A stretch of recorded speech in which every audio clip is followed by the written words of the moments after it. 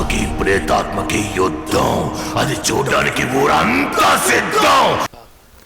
India guilds నేయర్ಗಳಿಗೆ అందరికీ చాలా thanks. ఎందుకంటే ఇంత పెద్ద గంగా వచ్చి ఇంత పెద్ద హిట్ అయింది. ఈ సమయంలో మీ దగ్గర మాట్లాడటానికి చాలా సంతోషంగా ఉంది. టాప్సీ అమ్మాయి డ్యాన్స్ ఇష్టం, డ్యాన్స్ బాగా చేస్తుంది. తర్వాత ఆ హెయిర్ స్టైల్, ఆ దయ్యాలు పట్టేప్పుడు బాగా హెయిర్ స్టైల్ అండ్ బాగుండాలి. తర్వాత ఒక ఇంగ్లీష్ పిక్చర్లో చూస్తే ఒక అమ్మాయికి దయ్యం పెడితే ఎలా ఉంటుందో ఆ అమ్మాయి దగ్గర ఆ బాడీ లాంగ్వేజ్ అనే కలర్ కానీ అలా ఉంటుంది.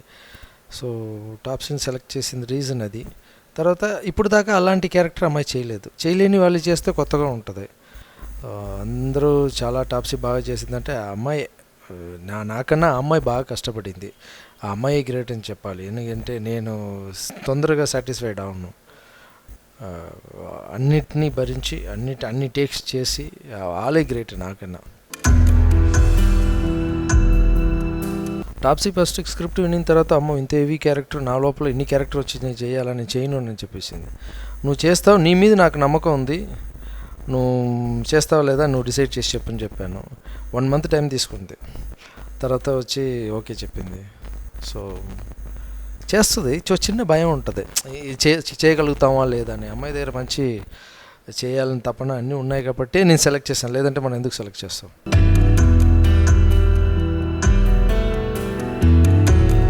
హిట్ అవుతుంది కాబట్టి చేస్తున్నాం. హిట్ అవ్వలేకపోతే పబ్లిక్ అడగడు, నేను చేయను. పబ్లిక్ ఇష్టం, పిల్లలు ఫ్యామిలీగా వచ్చి చూస్తున్నారు, హిట్ అవుతుంది చేస్తాను. నాకు ఇష్టం కాదు, పబ్లిక్ ఏది ఇష్టమో అది నాకు ఇష్టం. ఏది డబ్బులు పెడితే అందరికి హ్యాపీగా డబ్బులు వస్తాయో అది ఇష్టం.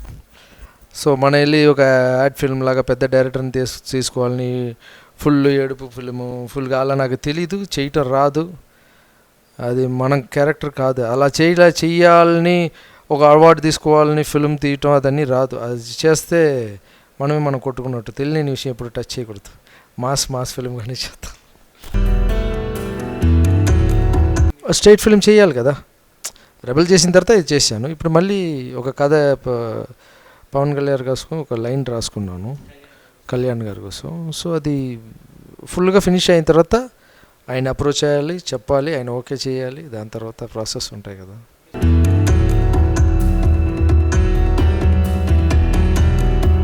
గుడిని ఎక్కడో, దేవుడిని ఎక్కడో వెతుకుతున్నాం. ఎక్కడొక్కడో వెతికాను. ఎక్కడ ఉన్నారు దేవుడు, ఇక్కడ ఉన్నారా, అక్కడ ఉన్నారా, అన్నీ వెతికేప్పుడు 2 చోట్ల ఉన్నారని నాకు బాగా కన్ఫర్మ్ అయింది. ఒకటి మనం చేసే పని, రెండవది మదర్. మా అమ్మకన్నా నా మీద ప్రేమ చూపించడానికి ఈ లోకంలో వేరు ఎవరు లేరు.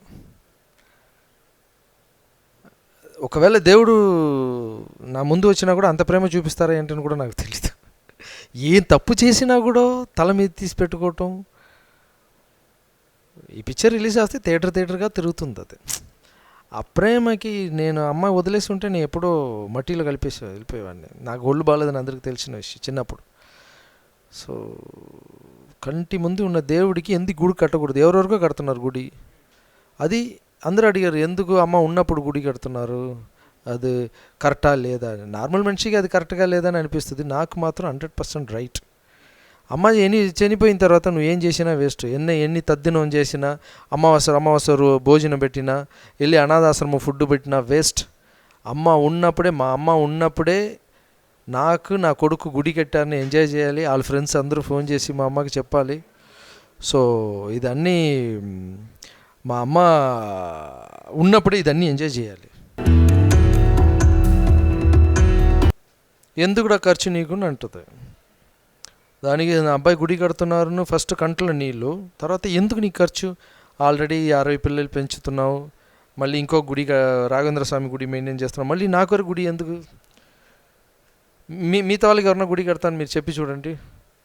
హ్యాపీగా కాలు మీద కాలు వేసుకుని అలాగా కట్టండి అంటారు. కానీ మదర్ మాత్రం నీకు ఎందుకు ఖర్చు ఉంటుంది. కొంతమంది తెలుసుకోవాలండి. మదర్ని అనాథాశ్రమం తీసుకెళ్ళి వదులుతున్నారు కదా, వాళ్ళు తెలుసుకోవాలి ఎందుకు అమ్మకి ఈడు గుడి కడుతున్నాడు. కొన్ని మనం పుట్టాము మన కోసం, బతికాము మన కోసం, పెరిగాము అన్నీ ఓకే. కొన్ని మన వెళ్ళే లోపల స్ట్రాంగ్గా కొన్ని విషయం చెప్పాలి. నాకు నిజంగా హెల్మెట్ లేదంటే కేసు వేస్తున్నారు, లైసెన్స్ లేదంటే కేసు వేస్తున్నారు. మదర్ని తీసుకెళ్ళి అనాథాశ్రమం వేసే వాళ్ళ మీద ఎందుకు కేసు వేయట్లేదు? అది అనాథాశ్రమం. నేను మాట్లాడిన కోపం ఏంటంటే, అనాథాశ్రమం వెళ్ళి ఆ మదర్ని వదిలేసి వెళ్ళి ఒక 10 మంది అమ్మాలు కూర్చున్న లోపల ఎవరన్నా వెళ్ళి షో చూసేవాళ్ళు, పక్కన మీకు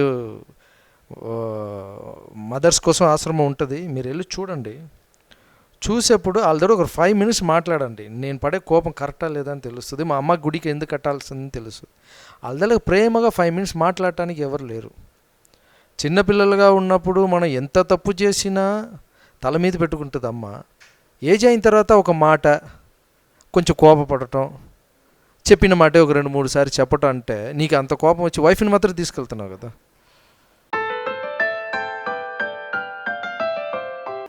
నా పాప 10th చదువుతుంది.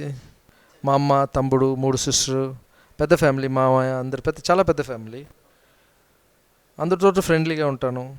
నార్మల్ కోపం ఎక్కువ నాకు. ఇన్ని పనులు చేసేప్పుడు అది ఉంటుంది. ఒక సైడ్ డైరెక్షన్, ఒక సైడ్ ప్రొడ్యూసరు, ఇదన్నీ చేసేప్పుడు కొద్దిగా అర్థం చేసుకోకపోతే టప్పున కోపం వస్తుంది. నా కోపం ఆ సెకండే మళ్ళీ నేనే నవ్వేస్తాను. అందరూ మా అమ్మ చెప్తారా, ఆడు ఒక 5 minutes సపరేట్గా వదిలేయి, మళ్ళీ ఆడే వస్తాడు ఇక్కడ అంటది. అంతే.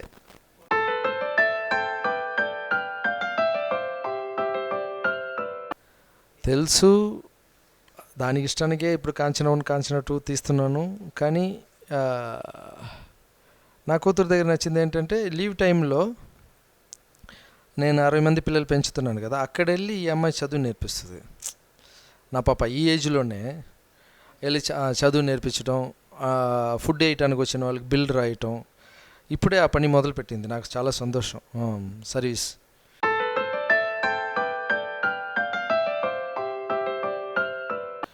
దానికోసం చెప్తున్నాను కదా, డాడీ మళ్ళీ 4 ఎప్పుడు వెయిటింగ్ అమ్మాయి.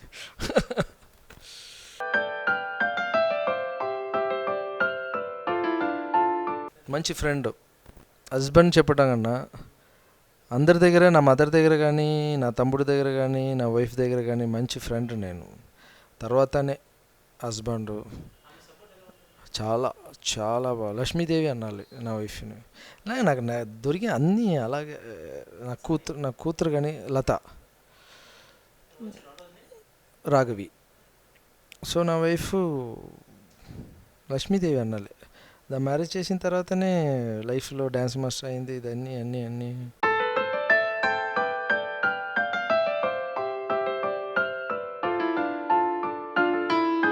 అయ్యో తప్పకుండా. బాగా చేయలేదంటే సారీ లారెన్స్, ఈ సీన్ బాగాలేదు. బాగా చేసిందంటే కొంచెం రొమాన్స్ ఎక్కువ, కొంచెం తగ్గించుకోమా అంటుంది.